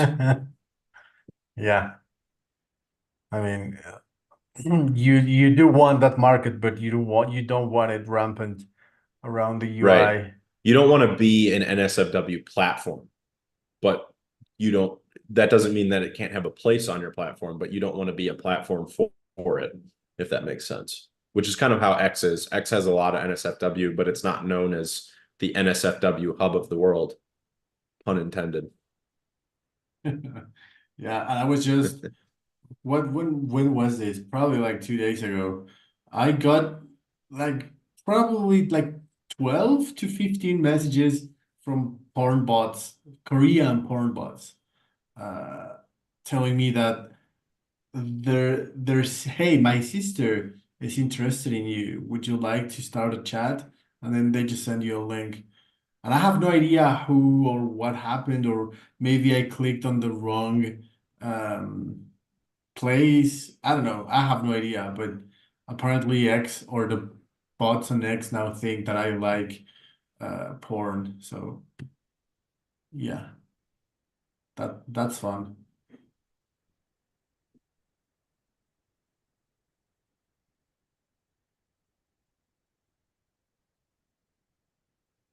Yeah, those Korean porn bots and their sisters. Yes, self-help for trolls was pretty. Yeah, it's X has become pretty rampant with bots. I have noticed that. The bot problem is far from gone, in my opinion. Yeah. Yeah. Huh. See Paul. Oh no, Godfish. That's targeted marketing. What did you Google the day before? I honestly don't Google anything on this browser. Just to keep my wallets. Like I try to keep one browser for wallets, one browser for browsing, and one browser for Leo stuff. So that because for example, in this browser, I have a keychain, I have the wallets and all of that, and I do use Twitter and Leo, but that's it. I don't use it for anything else. So I don't think it was something I Googled. I think it was maybe someone that I interacted with on X that I didn't know it was like probably, I don't know, maybe it was one of those OnlyFans models that use X to interact. And then there's bots that target people who interact with those. I have no idea, but yeah, now my DMs are constantly flooded with uh proposals. Yeah. Um, yeah, I'm one browser for porn. Yes, exactly, Taskmaster. So I keep my porn in the Opera browser. So yeah, Sergio Mendes, the bots were gone for a while and they still are, but now a lot of the people are gone as well. Well, so you notice them a lot more. I don't know if people are gone from X, but I do think that uh, now with this newer or fresher freedom of speech, it's probably harder to identify who are bots and who are just lame users. I don't know, but yeah, no idea. I do see bots right now in crypto, but I don't know if it's a common denominator in on X in general. Like maybe we just see them more because crypto is more prominent or more keen to having bots because of the nature of the topic. iJets. I can imagine a day when the Leo AI girlfriend bot will be part of the premium package. Oh, that would be sick, actually.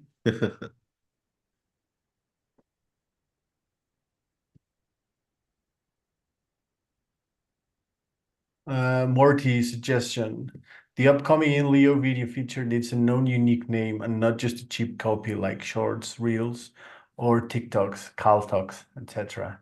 My opinion. So I thought about something like this: Leo VO or InVO or just VO. See my train of thought there. Nice. Well, maybe it makes sense to have a proper name, but I mean, Mark Zuckerberg will just steal our names like he did with Threads. So I don't Yeah, I know think if it it's makes a really, lot of it's sense. actually so funny that we came out with Threads and then like, I don't know, 8 months later or something, Facebook comes out with Threads. That was really funny. But people will say that we copied Facebook, even though we all of us here know who came up with Threads first. Yeah, it was us. And Maybe we also should all call of them the blanks. features. We should call shorts Thanks. blanks. The OGs will know. The Yeah. OGs will know. Mm. The X algorithms keep getting more and more puke. The Leo algorithm is actually pretty good for the for you in the for you feed. I actually haven't checked more on that, but the for you one, it's actually pretty good. Yeah, we've been making some tweaks to that. So I think if you haven't checked it out in a while, I recommend checking it out.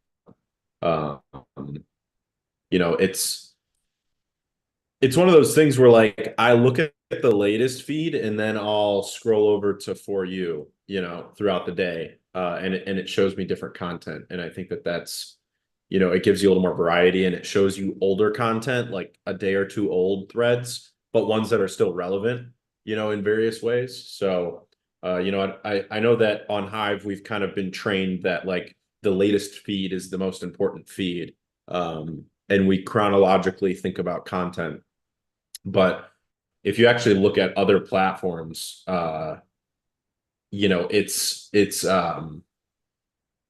they very frequently show you content that's not chronologically based. Almost, it's actually almost every platform shows you content that is not chronologically based.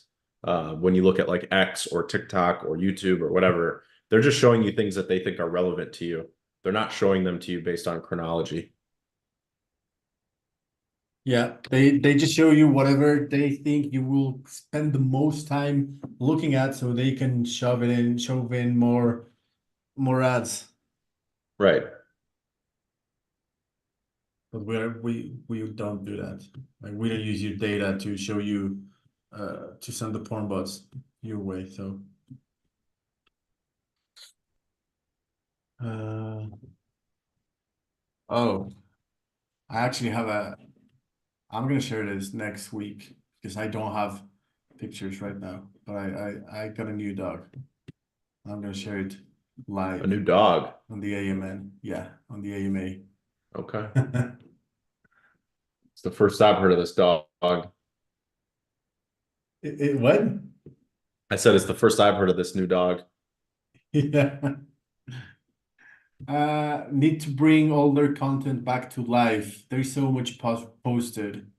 Yeah, exactly. Like imagine an algorithm that shows you, like for example, on X or on Instagram, they just show you the most recent 24 hours. Like within the 24-hour window, they show you the most important things that you might be interested in. But on Hive, especially within Leo, you can use the feed for you, and it can be probably 7 days old posts, maybe a month, depending on the topic and if they are still relevant. But for example, let's say that you do a lot of reading about Rune, then why would you like it would be interesting for you to see content maybe 2, 3 months old. If it got a lot of attention, a lot of comments, a lot of engagement, then it might be interesting for you. So yeah. And since we don't want to sell ads, like not as blatant as other platforms, then we can actually uh what's the word? We can afford to show older content. So Yeah, well, and the general philosophy behind ads is that we don't actually need to reinvent the wheel when it comes to ads. Other companies like Facebook and Google and X and Instagram and TikTok, they're all doing ads already. And I think that the key differentiator for us is not that we somehow reinvent the whole ad. We don't need to re-innovate the whole ad, idea behind ads. But what we are innovating, what we are kind of reinventing is that ads, the value that is generated from ads is not held by some corporation. It's given back to the users. And that is what Web3 is about. So, it's not that we have to reinvent some form of how ads are delivered. We actually can deliver ads identically to all these other Web2 platforms. But then you guys know that when you see an ad, the value that's created from that ad is then, put into the Leo token economy. And then, all the users on the platform are the ones who are beneficiaries. So it's a different model from that perspective, but we don't have to reinvent the way ads are done. That being said, yeah, Self-Help for Trolls said that's enough of an innovation for me. Yeah, I mean, I think that's plenty of innovation as well. And then we also are adding that polls feature that I just talked about earlier, which is another level of innovation where, the users actually approve and deny ads versus, Facebook, for example, having an ad approval team. So, and that's kind of a layer of building in Web3 that I think is underappreciated. Especially in the things that INLEO does, is that we're able to keep our overhead a lot lower than other potential like Web2 companies, for example, because instead of having a content policy team, an ad policy team, an ad approval team, we don't need those teams. We have the community. So all we need to do is build the tools for you guys to be the content policy team and the ad policy team. So if an ad customer is doing ads that you guys don't agree with, then all you have to do is deny their ads. We don't need to hire 5 people to run a team to approve or deny ads. We've got the community, and all you guys need are the tools to vote and not vote on that. So it completely flips Web2 on its head in many different ways. So by keeping that overhead low, we're able to build out this ecosystem, and all the value generated gets to get back into the ecosystem as opposed to paying some team of thousands of people to do this stuff. So instead of paying thousands of people to do this stuff, you guys are getting paid to do this stuff because you're owners. So exactly what Taskmaster said, we own the platform that the ads are on. Catch the fever. Yeah, exactly. You guys vote, you guys decide, you guys choose which ads are approved and denied. You guys are drivers of revenue. You essentially even drive the development because I put out the ideas and then you guys give feedback on them. You guys kind of drive the priority of them in the roadmap based on what I hear that you guys are asking for. So, all of you guys have been asking for shorts for a really long time, and that is currently at the top of the pile in terms of new features. So, you guys are the drivers of the ship, like Self-Help for Trolls did. He put out the meme for "Look at me, I'm the captain now." So yeah, you guys are the captain now. Manuphoto said someone is building a new standard for how long form posts are created on Hive in a way that is multilingual and more available. No need for more bilingual posts affecting your SEO. Would you guys be willing to integrate it? Yeah, I'm always willing to hear things out and potentially integrate them as long as they have good uptime and are well built, well designed. I'm always open to integrating new standards and new things. So I actually haven't heard about this. That's the first I've heard about it. So feel free to shoot it over or post a thread whenever it's live. We can take a look. Andersino said, "Is it me or has INLEO been working flawlessly?" Uh, yeah, I mean we just pushed an update in the last couple days that had like over 40 bug fixes and new features. So you guys may have noticed some of the new features are already live, and then a ton of bug fixes. So we've been just, despite we had a 3 month period where we just focused on bug fixes and we kind of got the UI over like this major hurdle where things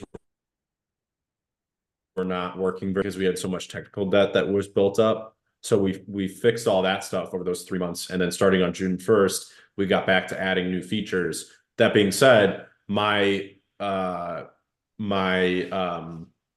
KPI with the devs has been that not only do we need to start adding features, we need to maintain a low tech debt. So we are still pushing tons of bug fixes in addition to all the new features. Andersino said, any more communities that have reached out and want to participate in future community wars? Sunseeker already responded and said, yes, we require them to have 25 active users on INLEO to start with. Soon will be published. And Andersino said, thanks for clarifying. So yeah, like Sunseeker said, there's been a lot of communities that have reached out to participate in future community wars and battles. But we're requiring a minimum of 25 active users to be a community that can participate. And the reason why is just because we don't want to have like 100 communities participating. We want it to be we want some level of exclusivity in addition to having being able to pull data and actually work one-on-one with these communities. One of my really important things to the ops team has been that I want each community to be, kind of mentored and talked with on a daily basis. So if we do 100 communities, we won't be able to have that kind of personal one-on-one relationship that I want to see. So that's kind of where those things stand. But it is generally pretty important to me that we have a one-on-one relationship with them.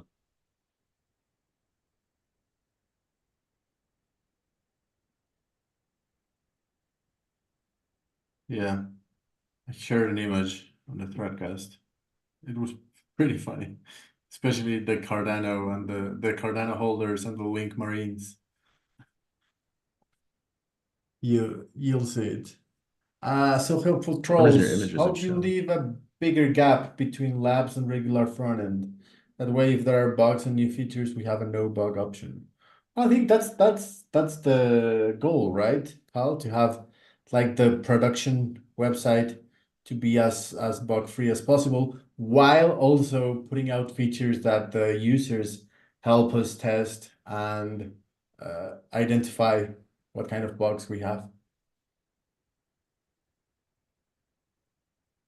Um, you know, there's different elements to this, but at this stage of where INLEO's at, it's important that we keep moving fast, even if things break occasionally. And if people aren't okay with that, then maybe, INLEO just isn't the UI for them. Um, but to be frank, I've tested and tried so many different models of labs and alpha and beta. At this point, I've tried so many different things, and I think the current model of how we're doing things is the best model that we've ever had. And I'm sure it'll change more in the future, especially as the platform grows and matures, and the size of the team grows and matures as well. But the current state of things is that we've got, like I said earlier, we've got the private labs where a handful of us test things and the devs push things on a daily basis. And then we fix things as fast as we can in that labs. And then when I'm satisfied with the state of things, then I push it to production. And by doing this, by having these fast feedback iteration cycles, that's why INLEO is one of the most innovative UIs in the Web3 space. I still haven't seen an example of a UI that introduces features as quickly as we do. So it's the part of the reason we're able to do that is because we look for these fast feedback loops. So it's again pulling some inspiration from Elon and SpaceX. They launch they do a lot of launches, and they know that sometimes when they do a launch, it's going to fail. Like on the most recent Starship launch, they landed it. They did a soft landing in the ocean, but they didn't try to land it on a pad, and save the rocket. They just did a soft landing in the ocean because they were trying to collect data. So consider that INLEO it has a similar facet to it, which is that when we launch a feature, we actually need to collect data in real time from real users on many different devices, many different browsers, many different login types. There's so many variants out there in many different countries. I mean, INLEO is a global platform that is used by people on many different devices. And like I said, all these other variants that are there. It's extremely important that we gather as much data as possible. So if you guys want us to innovate slowly so that you can have a smooth experience, that's a whole other thing, which I think a lot of other UIs do. But I prefer innovating quickly and putting things out in the world quickly, fixing them quickly, and then continuing the iteration cycles from there. That is much more my preference of operating. And I think it's what leads us to having such an innovative experience and more features than any other platform. So we're going to continue doing that for the foreseeable future. And like I said, that will evolve as the platform grows in size. So you can imagine that one day, when there's 100,000 monthly active users on INLEO, then we can launch a production and alpha UI, because that even iOS, like there's a iOS beta if you want to be involved in the cutting edge features. The difference is we don't have a big enough user base right now to have an alpha and a production UI, in my opinion. We just don't have the numbers for it. So we need to have 1,000+ people on the alpha UI if we want to actually collect useful data. So instead of having that, we just push things to production, we collect the data, we fix as fast as we can, and we keep pushing forward. And while we are the current size we are, that is going to be the way that we operate. Yeah, Taskmaster basically just summed everything I said into 4 words. He said, "Go fast, fuck it." That is exactly the TLDR of what I just explained.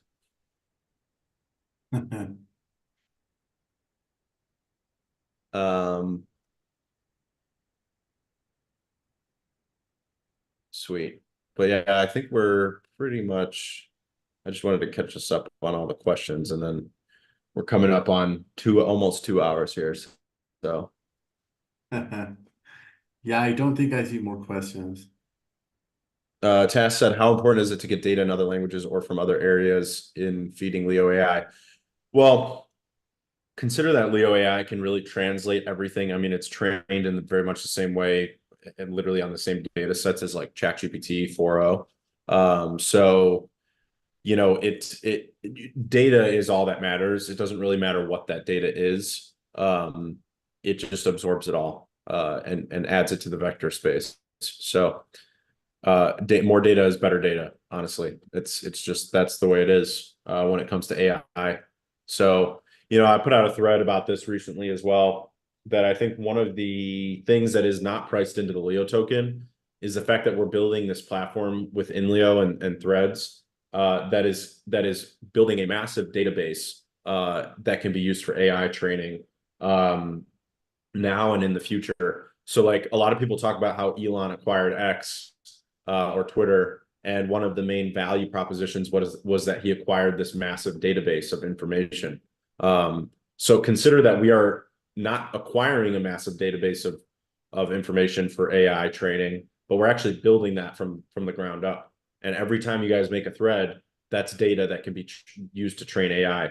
Not just for your own use, but for the whole platform to learn and improve itself. So it's a whole other value proposition layer to the Leo token economy. I think Leo AI is going to be, I mean, I don't need to tell you guys, I think you're already pretty read into the concept, but I think Leo AI is going to radically change the way that we all use Hive in general. Self-help for Trolls said, are you going to use Scarlett Johansson's voice for Leo AI? Either hers or Margot Robbie. Haven't decided yet.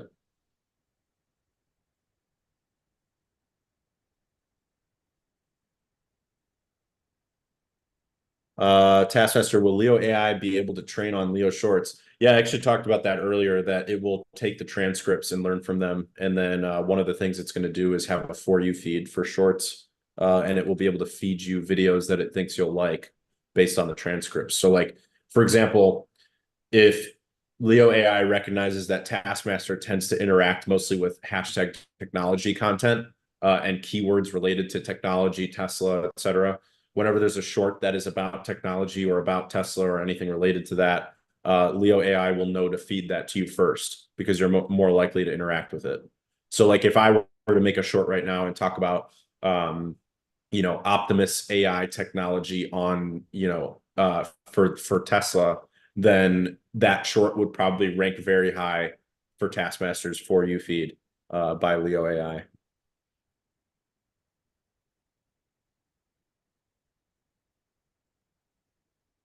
But yeah, I think we're caught up on questions. I saw Eric just posted a chart of Bitcoin.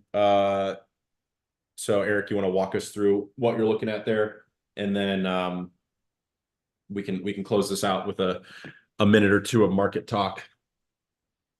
Yes, so basically what I was looking at was that if you look at the past 6 years, June has always marked a local bottom, and then over July and August, the price goes up. And if you look at 2021 and 2018, it marked the, well, 2021, it's actually well, 2020 also as well. I don't know. Well, just look at the patterns there, and if June behaves the same way that it has been behaving over the past 6 years, then it means that this is actually the bottom of the chart for 2024. So we'll see. 2020, wow, it looks amazing how it stayed so flat in June, and then it went up a little bit, and then around, what is it, like November, it went stupidly up. So yeah, but I mean, you cannot really trust this kind of analysis, especially from me. But I mean, just do your own research, and that's for the audience. Do your own DYOR, as research, guys. always. Yeah, I Always mean, DYOR. I'm already 100% in on crypto, so it's not like I can buy the dip, but it's nice to see that there's light uh, at the end of the tunnel. Yeah, I did something kind of smart, not necessarily on accident. I mean, I did it on purpose, but it ended up working out very well in my favor, even better than I expected it to, which was that I sold a percentage of my rune, on that big pump, and I just left it in USDT. Um, it wasn't any life-changing amount, but I kind of just figured, let me take a little bit of profit and sit in cash just in case. Um, so I did that, and over the last kind of 2 weeks, I've been buying, rebuying. So, I bought some Hive, posted some tweets about that. I bought some Hive, I bought some cacao. I also bought some Leo. I saw a few people recognize that. They caught me red-handed on Hive Engine, buying some Leo. So, um, I bought a few different assets, and basically sold the rune at twice the price it is now. So, a little bit of luck, a little bit of planning. But yeah, it's not a bad thing to take some profits every once in a while and then sit in cash, especially in this type of market. I mean, it's just so much volatility on both sides. So, but yeah. Yeah, Self-help for Troll says, I'm going to crash as soon as you end this. Yeah, I think it's probably like 4 or 5 in the morning for you, uh, overseas. So Eric is very good with explanations and examples from Samuel. Uh, well, Wise thank Agent you. said we have to fall to learn how to get up and stay standing. Yeah, that reminds me of Batman. Why do we Why do we fall, fall, Bruce? Bruce? Exactly. Uh, Nice. yeah, I think we're good. Leo AI, everyone's excited. Yeah, shorts probably this week. Let's see how things go, but in testing, things are looking good. So pretty confident we will be all making videos. I'm gonna expect, this is something that you guys have requested so heavily.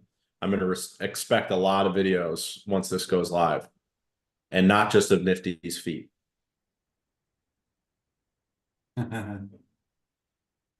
Sweet. So we got chain chatter tomorrow. I think Vaultec is confirmed. We're going to be talking about VSC. I'll be posting the X space so that you guys can set a reminder. I'll probably post that in the next like hour or two. And then I think maybe Addicted. I think he's unconfirmed, but we're trying to get Addicted on as a co-host or like co-guest with Vaultec. So definitely Vaultec, he's already 100% in, and then possibly Addicted, myself, Eric, and we will be talking about VSC and generally L2 and Hive, all the things. So tomorrow, noon Eastern, is Chain Chatter, and then Thursday, noon Eastern, is the marketing, the growing INLEO X space with me and Eric. So we'll be talking about MAUs and growing the platform. And then Friday is Lions Den, hosted by Taskmaster at 1 p.m. Eastern. So lots of shows lined up this week. So pretty much check back every day at noon Eastern and then 1 p.m. Eastern on Fridays. But yeah, we will. Thanks for coming, everybody. Thanks, Eric, for co-hosting. I think Mitch will probably be back next week. So we'll be able to go back to the 3-person roundtable style next week. But yeah, we'll see you guys tomorrow. Sounds good. See you guys. See you, Cal.